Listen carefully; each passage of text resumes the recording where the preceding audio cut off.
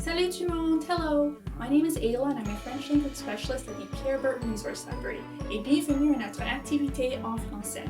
For today's French activity, I'm going to give you a couple of ideas to help create your own acrostic poem, un poème acrostiche, and we're also going to take a look at making something I'd like to call word art.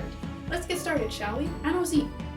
We're going to start with an acrostic poem. On va commencer avec créer un poème acrostiche. Comment ça fonctionne est que tu as besoin de sélectionner un mot ou même un nom et écrire à la verticale, comme ici.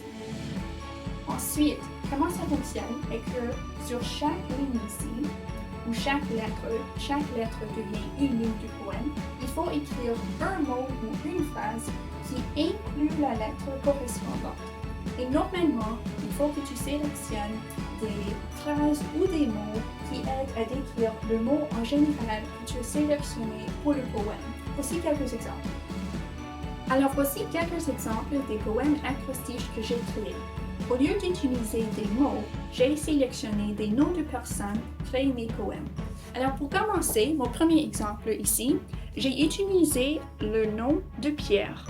Et tu peux voir comment chaque lettre ici dans le nom de Pierre est utilisée pour commencer un mot ici. Et j'ai sélectionné des adjectifs pour décrire le caractère de Pierre. Alors Pierre, il est positif, il est intelligent, il est aussi énergique, Pierre est responsable, respectueux et il a un cœur énorme. Et comme mon deuxième exemple, for my second example, I decided to use my name. Just to kind of show you guys how you don't always have to start your word here using the letter. The letter in the name here, it doesn't always have to start the word. You can use them in the middle here, you can use them at the start too if you like, at the end, wherever you like. Alors pour moi-même, j'ai dit que je suis agréable, joyeuse, je suis une lectrice et je suis aimable. The next activity I'd like to show you is a little something I'd like to call word art, and it looks a little bit something like this. Alors voici mon exemple, et ce que j'ai fait ici, j'ai sélectionné le nom du pays, la France, et j'ai décidé de décorer le nom. So what I did here is that I decided to pick a country name, France, and I decided to kind of decorate the word here. So what I did is I focused on using the colors of the French flag, which are red, white, and blue. J'ai décidé d'utiliser les couleurs du drapeau français, qui sont bleu, blanc, et rouge. And I also kind of tried to decorate the word here, if you will. So here the A, I tried to make it look a little bit like the Eiffel Tower. The C here is my attempt at a croissant. I added in the little heart here. Alors pour cette activité, tu as besoin du papier pour le compléter et aussi des marqueurs, des crayons de couleur, des collants, n'importe quoi pour décorer ton mot. The two following tables will help give you some ideas to create your acrostic poems and word art. Les deux tableaux suivants vont te donner des idées pour créer des projets.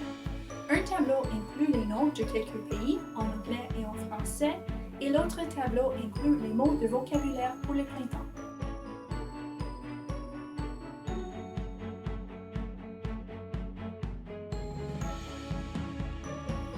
The ideas and examples given in this video are just that. They're just examples. You don't have to use a first name or a country name for your projects, for your word art, or your acrostic poem. You can do whatever you feel like. Maybe the name of a family member, your favorite sport, even your cat's name. Alors les exemples présentés ici sont juste des exemples.